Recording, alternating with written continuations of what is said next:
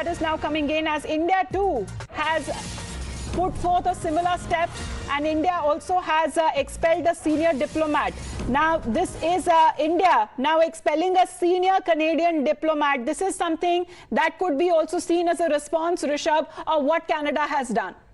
Well, definitely. What we are learning right now, that a senior Canadian diplomat who was posted here in New Delhi has been expelled by Indian government, which means that he will have to leave India within 5 days. He has been given 5 days to leave India, is what we are given to understand.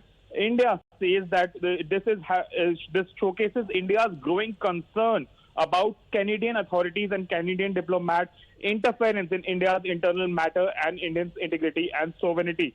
So now India, in response to what Canada has alleged, has taken a step and has expelled a senior diplomat, a Canadian senior diplomat who was posted here in New Delhi.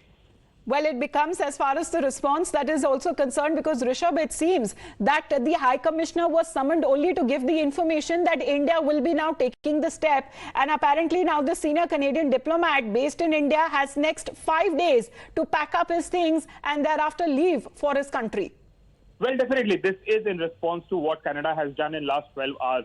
First, in last 12 hours, the way first Prime Minister came up, Justin Trudeau comes up to Parliament and makes an emergency statement alleging that Indian government agents were involved in killing of Hardeep Singh Nijjar. Remember the Khalistani terrorist who was killed on 18th of June in Right, Rishabh, please to stay on with us. Mr. Anil Trigunyat is with us. Sir, speaking in diplomatic terms, as far as if Canada has expelled a senior Indian diplomat, India has also done the same, sir. What does it mean?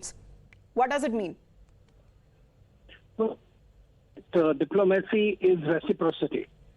And since the Canadian Prime Minister has taken that decision to start with, it had to be reciprocal in India, and that is the standard norm in diplomacy.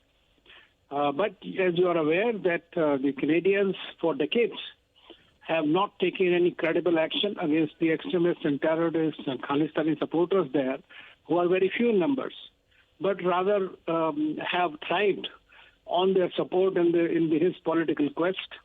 I think it speaks for itself. And it means also that the relationship is heading downwards. And already it is a stressed relationship in which Prime Minister Trudeau refused to take any credible action. I must say Prime Minister Modi had taken it up. But Mr. Trigunyat, has it come to a point that nothing could actually be salvaged out of the relationship between the two countries, sir? Because with this step that has now been taken, and of course what Justin Trudeau and their foreign minister has been saying in their to the speaker as it was being addressed, and the name of India has been taken. India in its response has already given out a very strongly worded statement, sir, calling it as absurd.